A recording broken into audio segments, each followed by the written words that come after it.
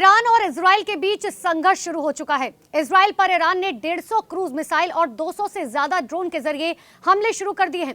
इस हमले के कारण पूरी दुनिया अब टेंशन में आ गई है, क्योंकि पहले से ही रूस यूक्रेन और इजराइल हमास के युद्ध से वैश्विक अर्थव्यवस्था पर बहुत ज्यादा असर पड़ा है। देखिए, ईरान को इस बात की बहुत ज्यादा चिंता है कि अगर इजराइल पलटवार भी कर सकता है, और यही वजह है कि उसने उन देशों को हमले की सीधे तौर पर धमकी दे दी है जो इजराइल को ईरान पर हमले के लिए एयर स्पेस देंगे। लेकिन यह युद्ध सिर्फ मिडिल ईस्ट तक सीमित नहीं है, भारत का भी बहुत कुछ दांव पर लगा है। आइए आपको समझाते हैं कि इससे भारत को क्या कुछ नुकसान पहुंचेगा। देखिए, सबसे पहले ये नया संघर्ष पूरे मध्य पूर्व को अस्थिर कर देगा, जिसका सीधा सीधा असर भारत पर पड़ेगा। अब ऐसा इसीलिए हम कह रहे हैं क्योंकि 7 अक्टूबर को हुए हमले के बाद भी कुछ ऐसा ही हुआ था। याद कीजिए, इजराइल हमास युद्ध शुरू होने के बाद लाल सागर में हूती विद्रोहियों ने जहाजों पर हमला किया था।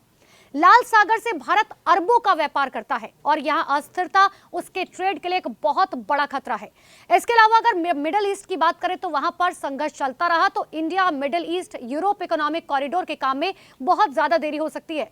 भारत का मध्य पूर्व में विशेषकर यूएई और सऊदी के साथ एक बहुत अच्छे संबंध है।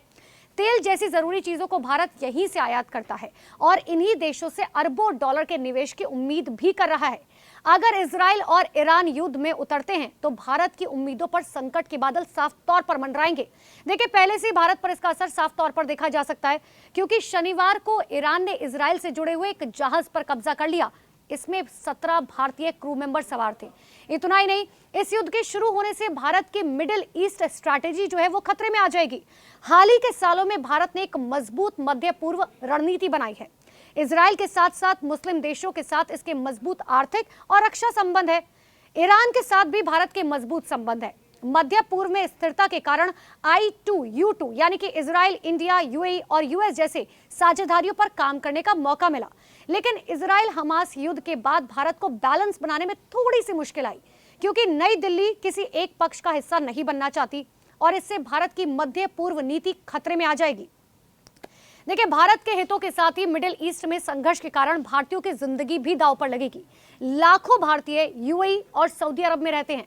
मिडिल ईस्ट में जंग का मतलब है कि इन सभी की जान पर सीधे तौर पर खतरा, और भारत ये कभी नहीं चाहेगा कि यहाँ ऐसा कोई भी संघर्ष हो। और यही कारण है कि भारत सभी पक्षों को शांत करने को फिलहाल कह रहा है। लेकिन भारत ने ट्रैवल एडवाइजरी जारी करते हुए ईरान और इजराइल की यात्रा से अब बचने को कहा है। इसके अलावा भारत ने हमले के बाद रविवार को यह भी कहा कि वो इजराइल और ईरान के बीच बढ़ते हुए संघर्ष को लेकर बहुत ज्यादा चिंतित है, साथ ही संयम बरतने की अपील करता है। हालांकि भारत पर इस तनाव से क्या प्रभाव पड़ेगा वो इस बात पर निर्भर करता है कि आखिर ईरान और इजराइल इस संघर्ष को अब कहां तक ले जाना चाहते हैं।